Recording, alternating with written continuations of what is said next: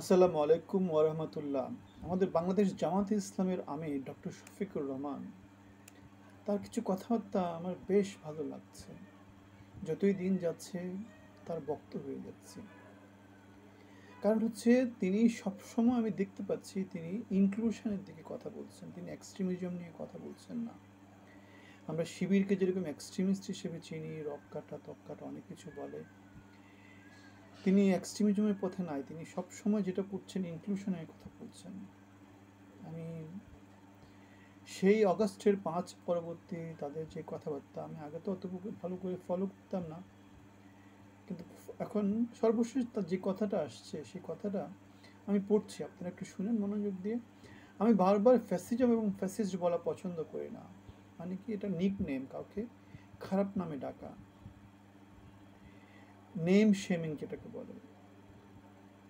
যে কোনো লোককে আমরা যেমন বলি যে বলদা বলি, অথবা কানা খোড়া ল্যাংড়া, এগুলো বলতে হয় না, না কানাকে কানা বলতে হয় না, নীতিবাক্য না, সুশীল সমাজে এই কথাগুলো হয়।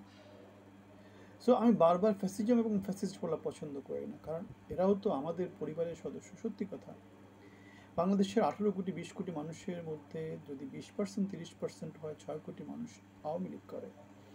তাদেরকে এরকম নেম শেমিং দিয়ে বা এরকম অপমানজনক কাজ কাম করে তাদেরকে একঘরে করে রাখা চিন্তা ভাবনা সমাজে বিভেদটাকেই বাড়াবে।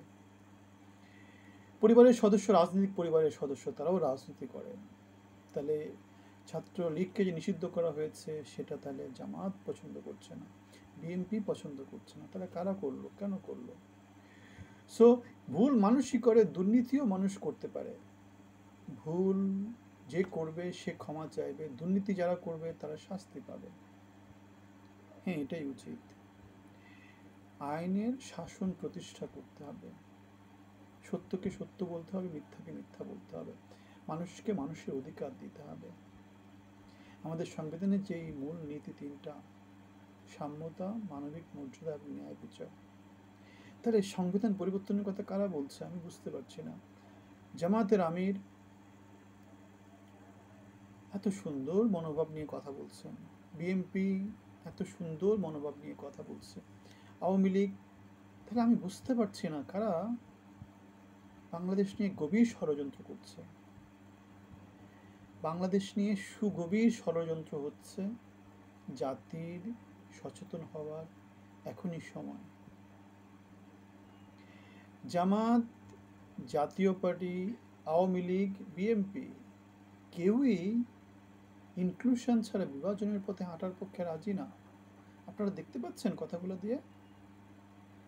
তো এই যে আমাদের ইউনূস সরকারের ভিতরে যে কথাগুলো আসতেছে, সংবিধান পরিবর্তন করা, ন্যায় বিচার প্রতিষ্ঠা করা, ছাত্রলীগকে নিষিদ্ধ করা, আওয়ামী লীগকে নিষিদ্ধ করা, আওয়ামী লীগের রাজনীতি, শেখ হাসিনা দেশে ফিরতে পারবে না, অথচ জামাত ভিন্ন কথা বলছে, বিএনপি ভিন্ন কথা বলছে, জাতীয় পার্টি ভিন্ন কথা বলছে। তাহলে বাংলাদেশ নিয়ে যে সুগভীর ষড়যন্ত্র হচ্ছে, এই আপনারা যদি একটু অ্যানালাইসিস করেন আপনারা বুঝতে পারবেন না বাংলাদেশের নিয়ে আসলে সুগভীর ষড়যন্ত্র হচ্ছে। বাপের আগে বেটা গিয়ে আসলে দেশটাকে ধ্বংসের পথে নিয়ে যাচ্ছে। আপনাদের মতামত কি আমাদেরকে জানাবেন, ভিন্ন মত থাকলেও বলবেন। ভালো থাকবেন, ধন্যবাদ।